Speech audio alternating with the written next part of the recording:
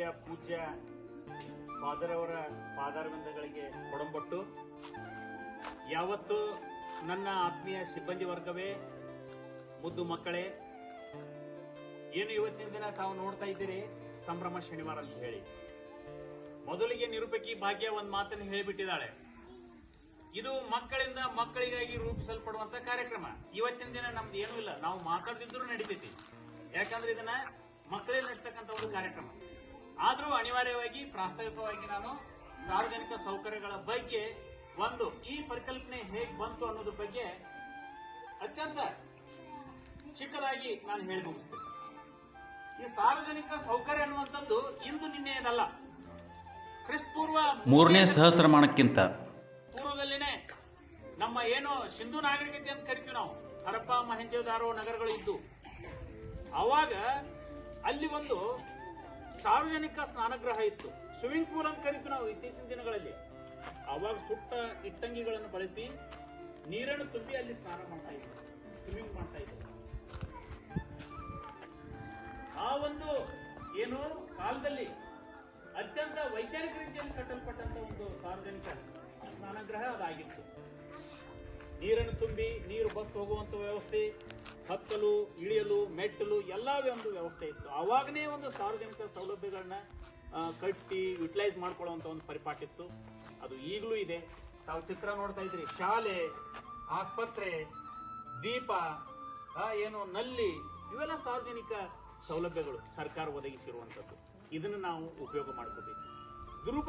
ದುರುಪಯೋಗ ಮಾಡ್ಕೊಂಡ್ರೆ ಏನಾಗ್ತೈತಿ, ಉಪಯೋಗ ಮಾಡ್ಕೊಂಡ್ರೆ ಏನಾಗ್ತೈತಿ, ಅದರ ಸ್ಥಿತಿಗತಿ ಏನು ಅನ್ನೋದ್ರ ಕುರಿತನೇ ಇವತ್ತಿನ ದಿನ ಇದು ಚರ್ಚೆ ನಡೀತೈತಿ. ನನಗೆ ಮಾತಾಡೋಕೆ ಒಂದು ಅವಕಾಶವನ್ನು ಕೊಟ್ಟಿದ್ದೀರಿ. ನಿಮ್ಗೆಲ್ಲ ಒಳ್ಳೇದಾಗ್ಲಿ, ವಿಶ್ ಯು ಗುಡ್ ಲಕ್ ಅಂತ ಹೇಳ್ತಾ ನಾನು 2 ಮಾತುಗಳನ್ನು ಮುಗಿಸ್ತಾ ಇದ್ದೀನಿ. ಪ್ರಾಸ್ತಾವಿಕವಾಗಿ ಮಾತನಾಡಿದ ಶ್ರೀ ಪೀಟರ್ ಸರ್ ಅವರಿಗೆ ಧನ್ಯವಾದಗಳನ್ನು ಹೇಳುತ್ತಾ ಈಗ ಶ್ರೀಗಳಿಂದ ಆಶೀರ್ವಚನ.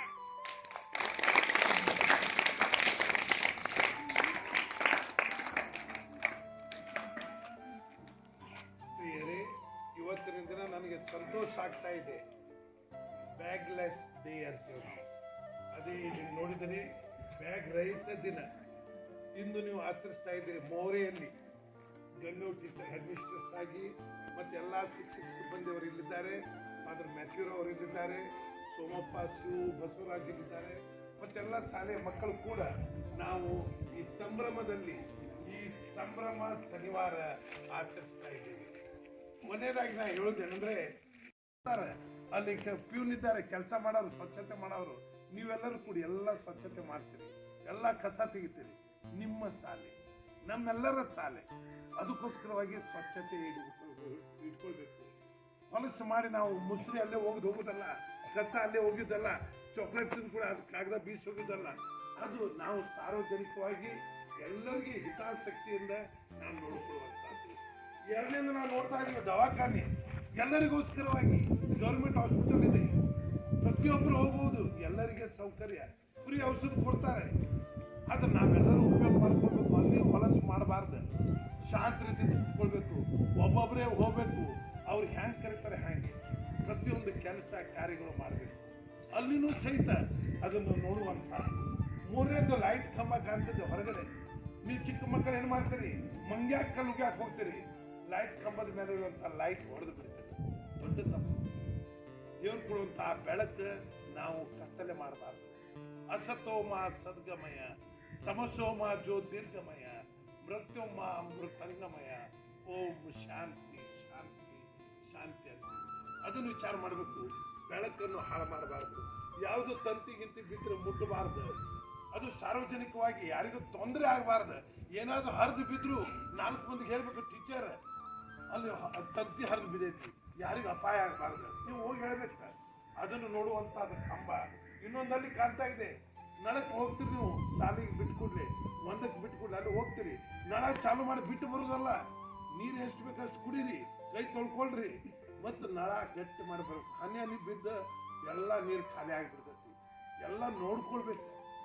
ಇದೆಲ್ಲ ಸಾರ್ವಜನಿಕ ಆಸ್ತಿ ಇದ್ರೂ ಸಹಿತ ನಮ್ಮ ಆಸ್ತಿ. ನಮ್ಮೆಲ್ಲರಿಗೋಸ್ಕರವಾಗಿ, ಮಕ್ಕಳಿಂದ ಮಕ್ಕಳಿಗೋಸ್ಕರವಾಗಿ ಇವತ್ತಿನ ದಿನ ಬ್ಯಾಗ್ ರಹಿತ ದಿನ, ನಿಮ್ಮ ದಿನ. ಬ್ಯಾಗ್ ತೊಗೊಂಡು ಬಂದಿಲ್ಲ, ಆದರೆ ಈ ಜನರಲ್ ನಾಲೆಜ್ ನಮಗೆ ಬರಬೇಕು. ನಾವು ನಾವು ಒಳ್ಳೆಯ ರೀತಿಯಾಗಿ ವಿಚಾರ ಮಾಡುವಂಥ ವ್ಯಕ್ತಿಗಳಾಗಬೇಕು. ಮಾನವೀಯತೆ ನಮ್ಮಲ್ಲಿ ಬರಬೇಕು.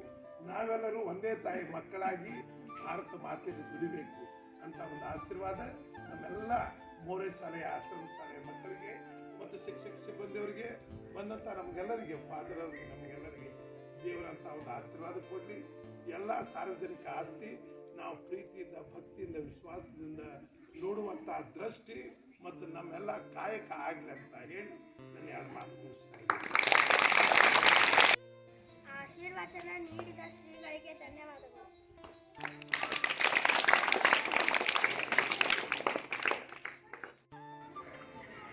ಸಮಯ 9 ಗಂಟೆ. ಮೊದಲನೇ ಯೂನಿಟ್ ಅರಿಯೋಣ ಬನ್ನಿ.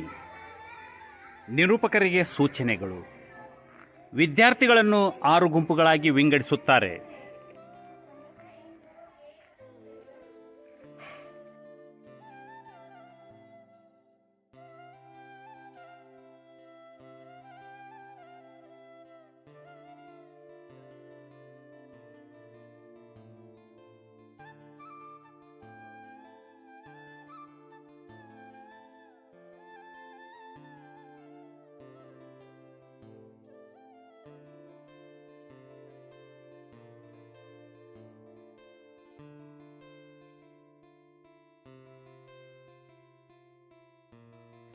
ಪ್ರತಿ ಗುಂಪಿಗೆ ಒಂದು ಸಾರ್ವಜನಿಕ ಕಟ್ಟಡದ ಹೆಸರನ್ನು ನೀಡಿದ್ದೇನೆ. ನೀವು ಗುಂಪಿನ ಪ್ರಕಾರ ನಿಮ್ಮಲ್ಲಿಯೇ ಚರ್ಚಿಸಿ ಮಾಹಿತಿ ಸಂಗ್ರಹಿಸಿ ನಂತರ ನಿಮ್ಮ ಕಟ್ಟಡದ ಬಗ್ಗೆ ನೀವು ಮಾತನಾಡಬೇಕಾಗುತ್ತದೆ. ಈ ಘಟಕಕ್ಕೆ ಕಾಲಮಿತಿ 60 ನಿಮಿಷ.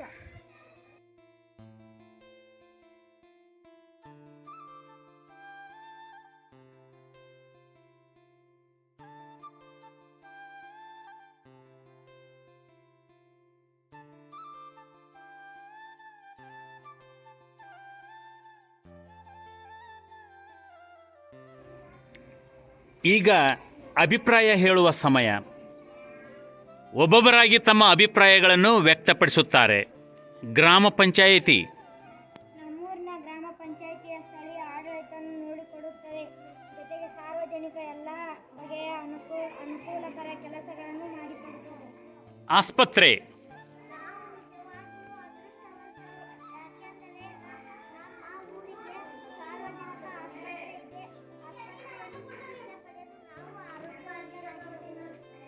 ಶುದ್ಧ ಕುಡಿಯುವ ನೀರಿನ ಘಟಕ. ಬಹಳಷ್ಟು ರೋಗಗಳು ನಾವು ಕುಡಿಯುವ ಕಲುಷಿತ ನೀರಿನಿಂದಲೇ ಬರುತ್ತವೆ. ಆದರೆ ಈ ಶುದ್ಧ ಕುಡಿಯುವ ನೀರಿನ ಘಟಕದಿಂದ ನೀರನ್ನು ಕುಡಿದು ನಾವು ರೋಗಗಳಿಂದ ದೂರವಿರಲು ಸಾಧ್ಯವಿದೆ. ಶಾಲೆ. ಶಾಲೆಯಿಂದ ಕೇವಲ ಓದು ಬರಹ ಲೆಕ್ಕಾಚಾರ ಮಾತ್ರವಲ್ಲ, ಜೀವನ ಶಿಕ್ಷಣ, ಮೌಲ್ಯ ಶಿಕ್ಷಣ, ಶಾರೀರಿಕ ಶಿಕ್ಷಣ, ಲಲಿತ ಕಲೆ ಮುಂತಾದ ವಿಷಯಗಳನ್ನು ನಾವು ಕಲಿತುಕೊಳ್ಳಲು ಸಾಧ್ಯವಿದೆ. ಗ್ರಂಥಾಲಯ. ಗ್ರಂಥಾಲಯದಲ್ಲಿ ಎಲ್ಲ ವಯೋಮಾನವರಿಗೂ ಅವರವರ ಅಭಿರುಚಿಗೆ ತಕ್ಕ ಪುಸ್ತಕಗಳು ಲಭ್ಯವಿರುತ್ತವೆ. ಉಚಿತವಾಗಿ ಓದಿ ನಮ್ಮ ಜ್ಞಾನ ಹೆಚ್ಚಿಸಿಕೊಳ್ಳಬಹುದು. ಬಸ್ ನಿಲ್ದಾಣವು ಪ್ರಯಾಣಿಕರಿಗೆ ಉಚಿತ ಮಾರ್ಗದರ್ಶನ ಕೇಂದ್ರವಾಗಿದೆ. ಮುಂಗಡ ಟಿಕೆಟ್ ಕಾಯ್ದಿರಿಸುವುದರ ಜೊತೆಗೆ ಪಾರ್ಸಲ್ ಸೇವೆಯನ್ನು ಕೂಡ ಒದಗಿಸುತ್ತದೆ. ಇತ್ತೀಚೆಗಂತೂ ನಮ್ಮ ಮುಖ್ಯಮಂತ್ರಿಗಳು ಎಲ್ಲ ಮಹಿಳೆಯರಿಗೂ ಉಚಿತ ಪ್ರಯಾಣದ ವ್ಯವಸ್ಥೆ ಮಾಡಿದ್ದಾರೆ.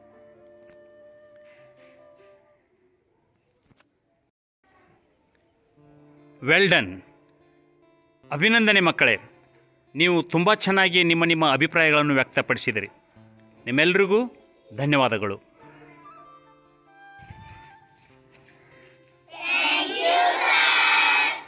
ಸಮಯ 10 ಗಂಟೆ. ದ ಸೆಕೆಂಡ್ ಯೂನಿಟ್ ಅನುಭವ. ಕ್ಷೇತ್ರ ಭೇಟಿಯ ಮೂಲಕ ಅನುಭವವನ್ನು ಪಡೆದುಕೊಳ್ಳುವುದು. ನಿಮಗೆ ನೀಡಿರುವ ಸಾರ್ವಜನಿಕ ಕಟ್ಟಡಕ್ಕೆ ಹೋಗಿ ಪ್ರತ್ಯಕ್ಷ ಭೇಟಿ ನೀಡಿ ಸಾರ್ವಜನಿಕ ಆಸ್ತಿಗಳ ಸ್ಥಿತಿಗತಿಗಳನ್ನು ಅರಿಯಿರಿ. ಕ್ಷೇತ್ರ ಭೇಟಿಯಲ್ಲಿ ಮುಖ್ಯವಾದ ಅಂಶಗಳನ್ನು, ಅವುಗಳ ಸ್ಥಿತಿಗೆ ಕಾರಣವಾದ ಅಂಶಗಳನ್ನು ಬರೆದು ತನ್ನಿರಿ. ಈ ಚಟುವಟಿಕೆಗೆ ಕಾಲಮಿತಿ 60 ನಿಮಿಷ. ಈ ಆಸ್ಪತ್ರೆಯಲ್ಲಿ ಯಾವ ಯಾವ ರೋಗಕ್ಕೆ ಚಿಕಿತ್ಸೆ ಲಭ್ಯವಿದೆ? ಲಭ್ಯವಿದೆ. ಸಾಂಕ್ರಾಮಿಕ ರೋಗ, ಸಾಧಾರಣ ಯಾವುದೇ ಒಂದು ನೆಗಡಿ, ಕೆಮ್ಮು, ಜ್ವರ ಇದ್ರೂ ಇಲ್ಲಿ ಸೌಲಭ್ಯವಿದೆ. Thank you madam. ಈ ಆಸ್ಪತ್ರೆಯಲ್ಲಿ ಎಷ್ಟು ಜನ ಕಾರ್ಯನಿರ್ವಹಿಸುತ್ತಾರೆ? ಈ ಆಸ್ಪತ್ರೆಯಲ್ಲಿ ನಾವು 24 ತಾಸು ವರ್ಕ್ ಮಾಡ್ತೀವಿ. ಅಂದರೆ delivery, accident case, emergency. OPD time ಮುಂಜಾನೆ 9ರಿಂದ 4. ನೀವು ಕುಂದರಿ, ನೀವು ಯಾಕೆ ನಿಂತರಿ? ಆಸ್ಪತ್ರೆಯ ಕೆಲಸದ ಅವಧಿ ಎಷ್ಟು? ಅದೇ ಬೆಳಗ್ಗೆ 9 ಗಂಟೆಯಿಂದ 4:30. ಓಕೆ ಮೇಡಮ್, ಮತ್ತು 24/7 ಅಂತ ಹೇಳ್ತಾರಲ್ಲ ನೀವು? 24/7 ಅಂದರೆ ಹೆರಿಗೆ ಸೌಲಭ್ಯ ಮತ್ತು ತುರ್ತು ಚಿಕಿತ್ಸೆ. ಓಕೆ 24 ಗಂಟೆ ಒಳಗೆ 7 ದಿವಸ ಎಲ್ಲ ಓಕೆ, ಥ್ಯಾಂಕ್ ಯು ಮೇಡಮ್. ನಮ್ಮ ಮಕ್ಕಳಿಗೆ ನೀವು ಒಳ್ಳೆಯ ರೀತಿಯಲ್ಲಿ ಏನು ಒಂದು ಮಾಹಿತಿಯನ್ನು ಮಾಡಿಕೊಟ್ಟಿರಿ. ನಮ್ಮ ಶಾಲೆಯ ಪರವಾಗಿ ನಿಮಗೆ ತುಂಬ ಹೃದಯದ ಧನ್ಯವಾದಗಳು. ಚಪ್ಪಾಳೆ ಹಾಕ್ರಿ ಅವರಿಗೆ.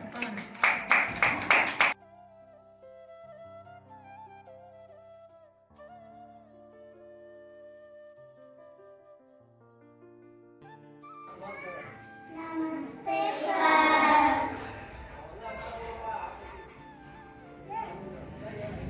ಗ್ರಾಮ ಪಂಚಾಯತಿಯಿಂದ ಏನು ಉಪಯೋಗ?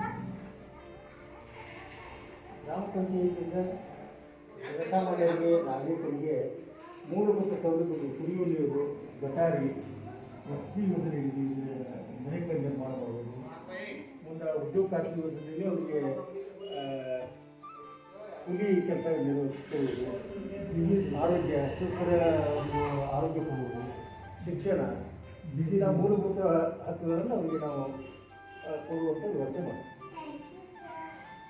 ಗ್ರಾಮ ಪಂಚಾಯಿತಿಯನ್ನು ಯಾರು ನಿರ್ವಹಣೆ ಮಾಡಿದ್ದಾರೆ?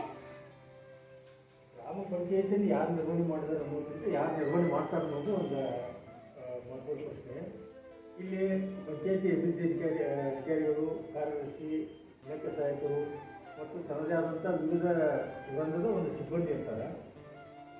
ಅದು ಅಲ್ಲದೆ ಮತ್ತು ಗ್ರಾಮ ಪಂಚಾಯತಿ ಅಧ್ಯಕ್ಷರು, ಉಪಾಧ್ಯಕ್ಷರು ಇರ್ತಾರೆ. ಅವ್ರಿಗೆ ಒಳಗೊಂಡಂತೆ ಒಂದು ಚುನಾಯಿತ ಪ್ರತಿನಿಧಿ ಆಡಳಿತ ಮಂಡಳಿ ಇರ್ತೈತಿ. ಇವರೆಲ್ಲರೂ ಕೂತ್ಕೊಂಡು ಒಂದು ನಿರ್ವಹಣೆ ಮಾಡ್ತಾರೆ. ಗ್ರಾಮ ಪಂಚಾಯಿತಿಯಲ್ಲಿ ಸದಸ್ಯರ ಆಯ್ಕೆಯನ್ನು ಎಷ್ಟು ವರ್ಷಕ್ಕೊಮ್ಮೆ ನಡೆಯುತ್ತದೆ? ಗ್ರಾಮ ಪಂಚಾಯತಿ ಸದಸ್ಯರ ಆಯ್ಕೆಯನ್ನು ಪ್ರತಿ 5 ವರ್ಷಕ್ಕೊಮ್ಮೆ ಚುನಾವಣೆ ಮೂಲಕ, ಸಾರ್ವತ್ರಿಕ ಚುನಾವಣೆ ಮೂಲಕ ಆಯ್ಕೆ ಮಾಡ್ತಾರೆ. Thank you sir. ಇವತ್ತು ನಾವು ನಮ್ಮ ಶಾಲೆಯಲ್ಲಿ ಸಂಭ್ರಮ ಶನಿವಾರ ಅನ್ನುವಂಥ ಒಂದು ಕಾರ್ಯಕ್ರಮದ ಅಡಿಯಲ್ಲಿ ಸಾರ್ವಜನಿಕ ಕಟ್ಟಡವನ್ನು ಭೇಟಿ ನೀಡಿ ಅಲ್ಲಿ ಇರ್ತಕ್ಕಂಥ ಒಂದು ಸ್ಥಿತಿಗತಿಯನ್ನು ಅಭ್ಯಾಸ ಮಾಡಬೇಕಾಗಿತ್ತು. ಅದರ ಒಂದು ಹಿನ್ನೆಲೆಯಲ್ಲಿ ನಮ್ಮ ಮಕ್ಕಳನ್ನು ಕರ್ಕೊಂಡು ನಾವು ಇಲ್ಲಿ ಬಂದಾಗ ನಮ್ಮ ಮಕ್ಕಳು ಕೇಳಿದಂಥ ಪ್ರಶ್ನೆಗಳಿಗೆ ನಾವು ತೃಪ್ತಿಕರವಾದಂಥ ಒಂದು ಉತ್ತರವನ್ನು ನೀಡಿದ್ದೀರಿ. ನಿಮಗೆ ತುಂಬ ಹೃದಯದ ಧನ್ಯವಾದಗಳು ಸರ್. ಧನ್ಯವಾದ. ಈ ಒಂದು ಸಂಭ್ರಮ ಶನಿವಾರ ಅನ್ನುವಂಥ ಒಂದು ನೂತನ ಕಾರ್ಯವನ್ನು ಹಾಕಿದ್ದು ನಾವೆಲ್ಲ ಇದನ್ನು ಆಚರಿಸಬೇಕಾಗಿ ಮಕ್ಕಳೊಂದಿಗೆ ನಾವು ಪ್ರಶ್ನೆಗಳನ್ನು ಕೇಳಿದ್ದಕ್ಕಾಗಿ ತಮ್ಮೆಲ್ಲರಿಗೂ ನಮ್ಮ ಗ್ರಾಮ ಪಂಚಾಯತಿ ಪರವಾಗಿ, ನಮ್ಮ ತಾಲೂಕು ಜಿಲ್ಲಾ ಪಂಚಾಯತಿ ಪರವಾಗಿ ಹೃತ್ಪೂರ್ವಕ ಅಭಿನಂದನೆ ಸಲ್ಲಿಸುತ್ತೇನೆ. ಧನ್ಯವಾದ.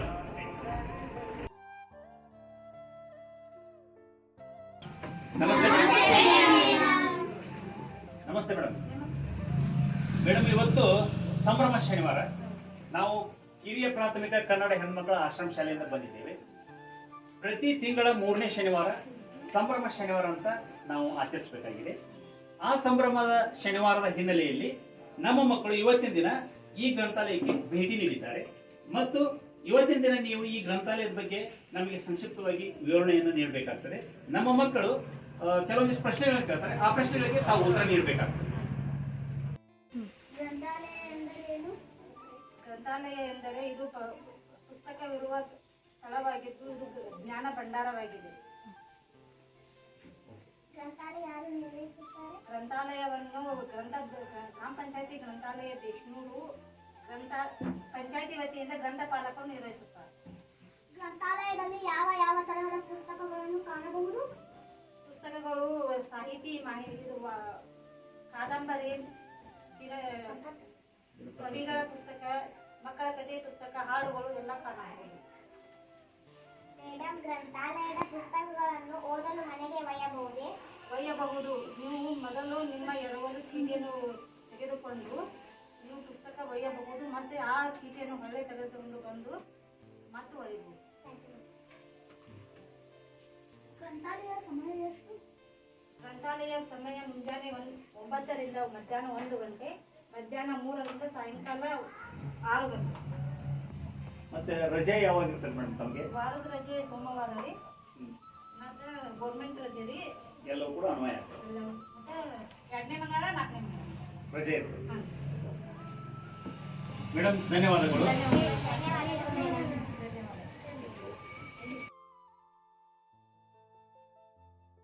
ನಮಸ್ತೆ ಸರ್. ನಮಸ್ತೆ ಸರ್. ಸರ್ ನಾವು ಹಿರಿಯ ಪ್ರಾಥಮಿಕ ಕನ್ನಡ ಹೆಣ್ಣು ಮಕ್ಕಳ ಆಶ್ರಮ ಶಾಲೆ ಮೊಬೈಲಿಂದ ಬಂದಿದ್ದೀವಿ.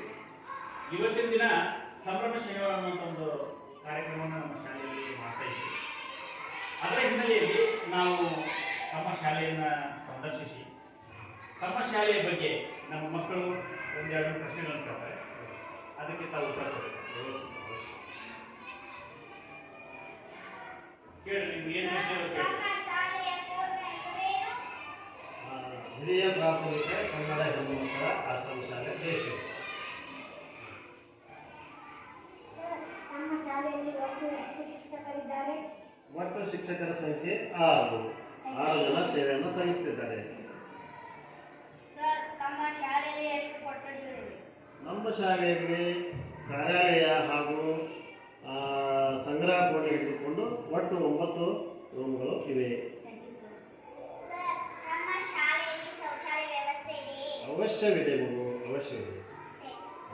ಸರ್, ನಮ್ಮ ಶಾಲೆಯ ಅವಧಿ ಎಷ್ಟು? ಬೆಳಗಿನ 10:15ರಿಂದ ಸಾಯಂಕಾಲದ 4:45ರವರೆಗೆ ಒಟ್ಟು 8 ಅವಧಿಗಳು ಇವೆ. ಸರ್, ತಮ್ಮ ಶಾಲೆಯಲ್ಲಿ ಮಕ್ಕಳಿಗಾಗಿ ಯಾವ ಯಾವ ಉಚಿತ ಸೌಲಭ್ಯಗಳಿವೆ?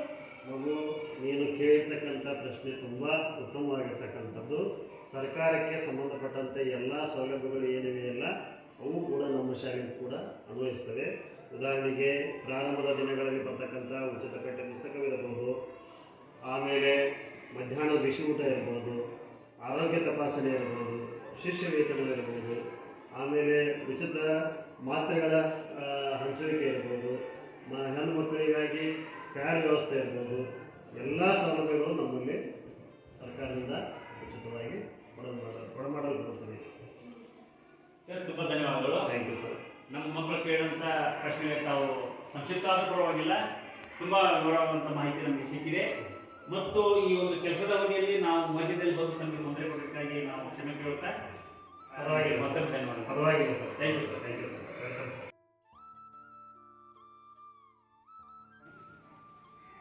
ಮಕ್ಕಳೇ, ನೀವೀಗ ಕ್ಷೇತ್ರ ಭೇಟಿಯನ್ನು ಮುಗಿಸಿಕೊಂಡು ತಿರುಗಿ ಶಾಲೆಗೆ ಬಂದಿದ್ದೀರಿ. ಈಗ ಕ್ಷೇತ್ರ ಭೇಟಿಯಲ್ಲಿ ತಾವು ಪಡೆದುಕೊಂಡ ಅನುಭವವನ್ನು ಇಲ್ಲಿ ಈಗ ಹಂಚಿಕೊಳ್ಳಬೇಕು. ಮೊದಲನೆಯದಾಗಿ ಗ್ರಾಮ ಪಂಚಾಯಿತಿ. ನಮ್ಮ ಊರಿನ ಎಲ್ಲಾ ಜನರ ಸಮಸ್ಯೆಗಳನ್ನು ಬಗೆಹರಿಸಿ ಸಕಲ ಸೌಕರ್ಯಗಳನ್ನು ಒದಗಿಸಿಕೊಡುತ್ತದೆ. ಆಸ್ಪತ್ರೆ. ಪ್ರಾಥಮಿಕ ಆರೋಗ್ಯ ಕೇಂದ್ರವು ರೋಗಿಗಳಿಗೆ ಚಿಕಿತ್ಸೆ ಹಾಗೂ ಲಸಿಕೆಯನ್ನು ನೀಡುವುದಷ್ಟೇ ಅಲ್ಲ, prevention is better then cure ಅನ್ನೋ ರೀತಿಯಲ್ಲಿ ಆರೋಗ್ಯ ಕಾರ್ಯಕರ್ತೆ ಮತ್ತು ಆಶಾ ಕಾರ್ಯಕರ್ತೆಯರ ಮೂಲಕ ಜನರಲ್ಲಿ ಆರೋಗ್ಯದ ಕುರಿತು ಜಾಗೃತಿ ಮೂಡಿಸುತ್ತಿದ್ದಾರೆ. ಶುದ್ಧ ಕುಡಿಯುವ ನೀರಿನ ಘಟಕ. ನಾವು ಕಾಯಿನ್ ಹಾಕಿ ಶುದ್ಧ ಕುಡಿಯುವ ನೀರನ್ನು ಪಡೆಯುತ್ತೇವೆ. ಇಲ್ಲಿ ದುಡ್ಡು ಖರ್ಚಾಗುತ್ತದೆ ಎನ್ನುವುದಕ್ಕಿಂತಲೂ ನೀರು ಅಮೂಲ್ಯವಾದದ್ದು, ಅದನ್ನು ಹಿತಮಿತವಾಗಿ ಬಳಸಬೇಕು ಎಂಬುದು ತಿಳಿದು ಬಂದಿತು. ಶಾಲೆ. ಶಾಲೆಯು ನಮಗೆ ಹೇಗೆ ಜೀವಿಸಬೇಕು, ಸಮಾಜದಲ್ಲಿ ನಾವು ಹೇಗೆ ನಡೆದುಕೊಳ್ಳಬೇಕು, ಬದುಕಿನ ತಯಾರಿ ಹೇಗೆ, ಅಭಿವೃದ್ಧಿ ಯಾವ ರೀತಿ ಹೊಂದಬೇಕು ಎಂಬುದನ್ನು ತಿಳಿಸಿಕೊಡುತ್ತದೆ. ಗ್ರಂಥಾಲಯ. ಗ್ರಂಥಾಲಯದಲ್ಲಿ ಎಲ್ಲ ವಯೋಮಾನವರಿಗೂ ಅವರವರ ಅಭಿರುಚಿಗೆ ತಕ್ಕ ಪುಸ್ತಕಗಳು ಲಭ್ಯವಿರುತ್ತವೆ. ಉಚಿತವಾಗಿ ಓದಿ ನಮ್ಮ ಜ್ಞಾನ ಹೆಚ್ಚಿಸಿಕೊಳ್ಳಬಹುದು. ನಾಟಕ ನದಿಯ ಅಳಲು.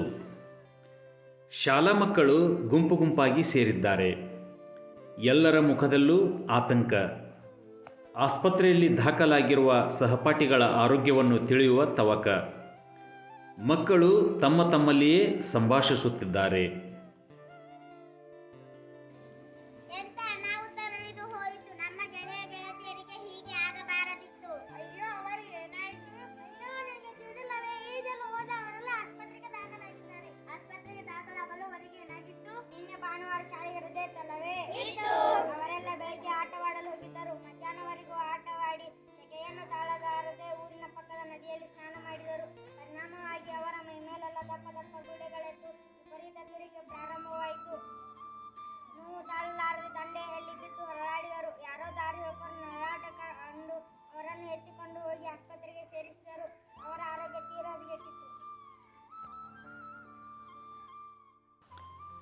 ಮಕ್ಕಳು ಆಸ್ಪತ್ರೆಗೆ ಬರುತ್ತಾರೆ. ವೈದ್ಯರು ಪರೀಕ್ಷಾ ಕೊಠಡಿಯಿಂದ ಹೊರಬರುತ್ತಾರೆ.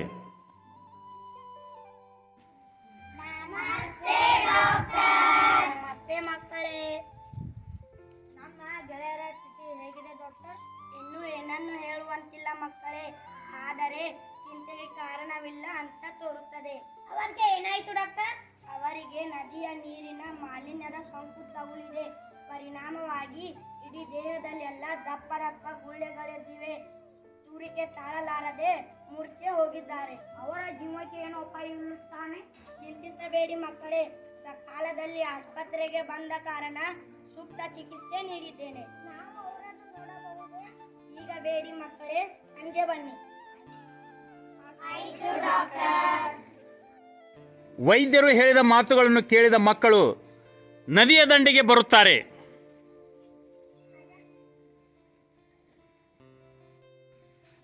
ಈ ನದಿಯ ನೀರು ಎಷ್ಟೊಂದು ಕೊಳಕಾಗಿದೆ. ಅಬ್ಬಬ್ಬ, ಈ ಕೆಟ್ಟ ನೀರಿನವರೆಗೆ ಈಗಲೂ ಸೆಕೆ ತಡೆಯಲು ಆಗಲಿಲ್ಲವೋ ಏನೋ. ಇದು ಮಲಿನಗೊಂಡ ನದಿ. ಇಂತಹ ನದಿಗಳು ಜೀವ ಸಂಕುಲಕ್ಕೆ ಅಪಾಯಕಾರಿ. ಮಕ್ಕಳೆಲ್ಲರೂ ನದಿಯ ಬಗ್ಗೆ ತಾತ್ಸಾರವಾಗಿ ಮಾತನಾಡುತ್ತಾ ಹೀಯಾಳಿಸತೊಡಗುತ್ತಾರೆ. ಇದ್ದಕ್ಕಿದ್ದಂತೆ ಕೊಳೆ ಕೆಸರಿನಿಂದ ಕೂಡಿದ ಜಲದೇವತೆ ನೀರಿನ ಮಧ್ಯದಿಂದ ದುತ್ತನೆ ಪ್ರತ್ಯಕ್ಷಳಾಗುತ್ತಾಳೆ. ಮಕ್ಕಳೆಲ್ಲ ಭಯಪಡುತ್ತಾರೆ.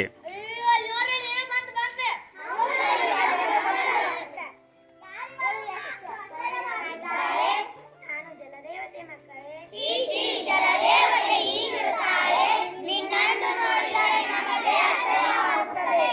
ಏಕೆ? ನಾನು ನಿಮಗೇನು ಮಾಡಿರುವೆ? ನೀವೇಕೆ ಅಸಹ್ಯ ಪಟ್ಟುಕೊಳ್ಳುತ್ತಿದ್ದೀರಿ? ನನ್ನಿಂದ ನೀವು ಹಲವು ಪ್ರಯೋಜನ ಪಡೆದಿಲ್ಲವೇ?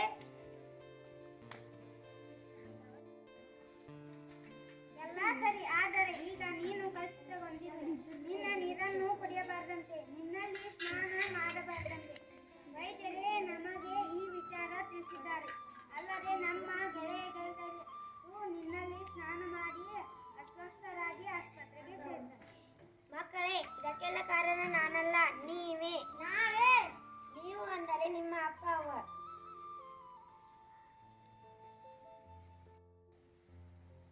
ನಿನ್ನ ನೀರಿನಿಂದ ನಮಗೀಗ ಉಳಿಗಾಲವಿಲ್ಲ. ಇಲ್ಲ ಮಕ್ಕಳೇ, ನೀವು ನನ್ನ ಬಗ್ಗೆ ತಪ್ಪು ತಿಳಿದಿದ್ದೀರಿ. ನನ್ನ ಮಾತುಗಳನ್ನು ಕೇಳಿ. ಪರಿಶುದ್ಧರಾಗಿ ಹರಿಯುವ ನನ್ನನ್ನು ಕಲುಷಿತಗೊಳಿಸಿದವರು ಮನುಷ್ಯರೇ. ಬಹಳ ಹಿಂದಿನಿಂದ ಇತ್ತೀಚಿನವರೆಗೂ ಮಾಲಿನ್ಯ ರಹಿತರಾಗಿ ಹರಿಯುತ್ತಿದ್ದೆ. ಆಗ ಈ ಮನುಷ್ಯರು ನನ್ನ ನೀರನ್ನು ಕುಡಿಯುತ್ತಿದ್ದರು. ಆದರೆ ನಾನೀಗ ಪರಿಶುದ್ಧರಾಗಿಲ್ಲ. ನನ್ನನ್ನು ಮನುಷ್ಯರು ಮನಬಂದಂತೆ ಬಳಸುತ್ತಿದ್ದಾರೆ. ಅನೇಕ ಕಾರ್ಖಾನೆಗಳನ್ನು ನನ್ನ ದಂಡೆಯಲ್ಲಿ ಸ್ಥಾಪಿಸಿ ಅದರಿಂದ ಹೊರಬರುವ ರಾಸಾಯನಿಕ ಪದಾರ್ಥಗಳನ್ನು ಎಸೆಯುತ್ತಿದ್ದಾರೆ. ಇಷ್ಟೆಲ್ಲ ಶೋಷಣೆಗೆ ಬಲಿಯಾದ ನಾನು ಹೇಗೆ ಪರಿಶುದ್ಧರಾಗಿ ಹರಿಯಬಲ್ಲೆ? ಹಾಗಾದರೆ ಮಕ್ಕಳೇ, ನನಗಾಗಿ ನೀವೇನು ಮಾಡಬಲ್ಲಿರಿ? ನೀನು ನಾನು ಹೇಳುವುದಿಷ್ಟೇ. ಮನುಷ್ಯರು ಹೀಗೆಯೇ ಮಾಲಿನ್ಯ ಮಾಡುವುದನ್ನು ಮುಂದುವರಿಸುವುದಾದರೆ ನಾನು ವಿಷಕನ್ನೆ ಎಂಬ ಪಟ್ಟ ಧರಿಸುವ ಕಾಲ ದೂರವಿಲ್ಲ.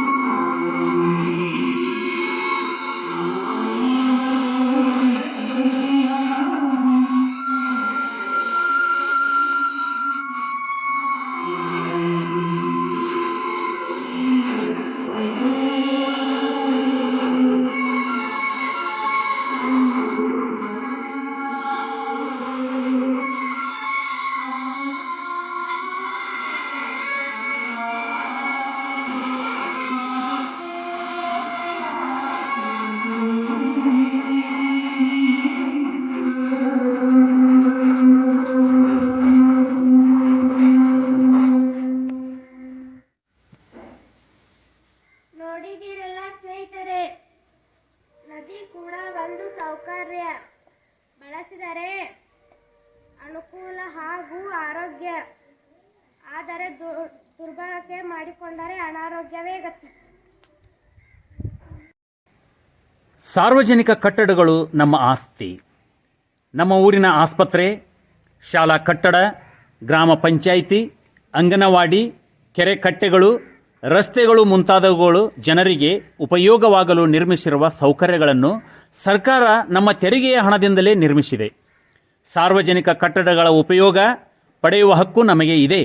ಹಾಗಾಗಿ ಹಕ್ಕನ್ನು ಪಡೆಯುವ ಮೊದಲು ನಮ್ಮ ಜವಾಬ್ದಾರಿಯನ್ನು ನಿರ್ವಹಿಸಬೇಕಾಗಿದೆ.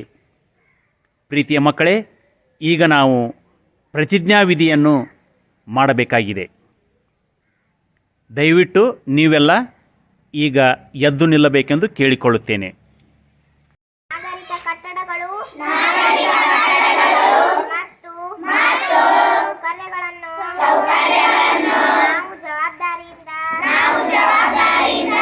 ಉಪಯೋಗಿಸುತ್ತೇನೆ.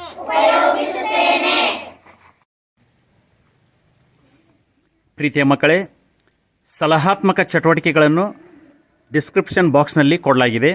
ದಯವಿಟ್ಟು 4 ಮತ್ತು 5ನೇ ತರಗತಿಯ ಮಕ್ಕಳು ಆ ಚಟುವಟಿಕೆಗಳನ್ನು ಪೂರ್ಣಗೊಳಿಸಿರಿ. ಈ ವಿಡಿಯೋ ವೀಕ್ಷಿಸಿದ್ದಕ್ಕಾಗಿ ಧನ್ಯವಾದಗಳು.